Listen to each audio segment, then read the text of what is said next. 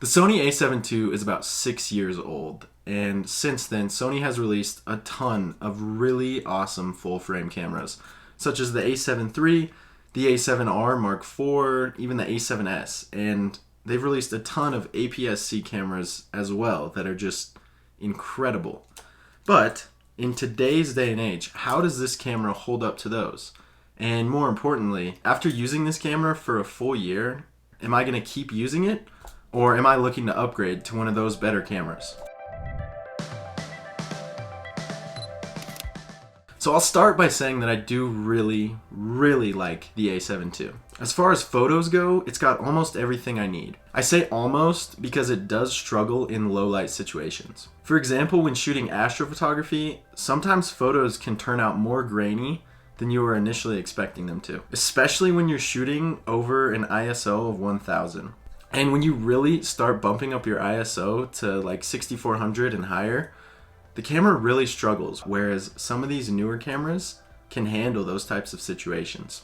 But when you are shooting in good lighting situations and if you're below 1000, the camera performs really well, especially when you're shooting at its lowest ISO setting, which is 50 for photos.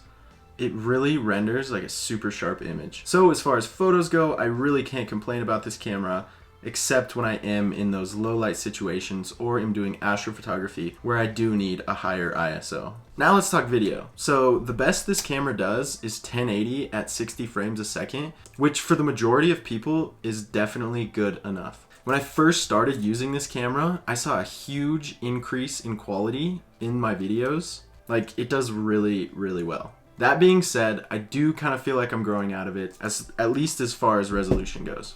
But the camera itself is great, especially with the built-in 5-axis gimbal, which allows you to get really steady video. And my personal favorite setup for this camera, for video and photos pretty much, is this camera with the 16-35 G Master lens, which I actually did a review on if you're at all interested in that. Okay, so question number 2.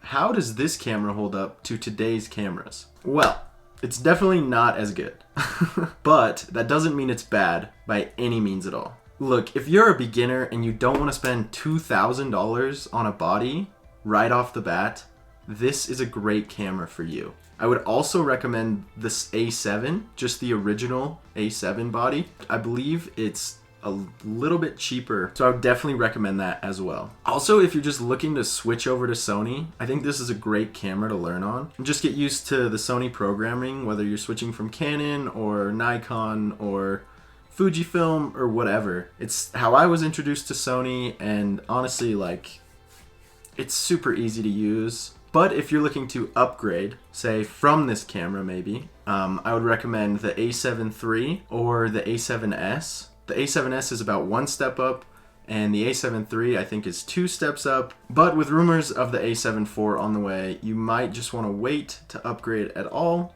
because, you know, usually when a new camera comes out, a lot of the prices drop. But like, again, I don't want to tell you to wait or anything, because they are just rumors, and who really knows? Except for Sony, I guess. So all in all, you know, the A7 II is a great camera. I think it's really great for beginners. I think it's really great for people switching over to Sony and just kind of testing the water, seeing if they like it, seeing if they want to stick with it. I've really enjoyed using it over the last year. And like I said before, I am kind of looking to upgrade. I feel like I've outgrown it a little bit, but that's mostly because it doesn't shoot in 4K. It only shoots 1080. And again, like I said before, that's usually enough. You really don't need 4K, but personally for me, like, I would rather have it. Anyways, I think that's where I'm gonna end the video. I really hope that you guys enjoyed this. I hope it answered any questions that you may have had. But if you do have any more questions, whether it's about, I don't know, recommendations or lenses or which camera to buy or whatever, just leave a comment down below. I'm happy to answer any questions you guys have, or if it's a good enough question, maybe I'll make a video about it. So anyways, I will see you guys in the next video. So yeah, later guys.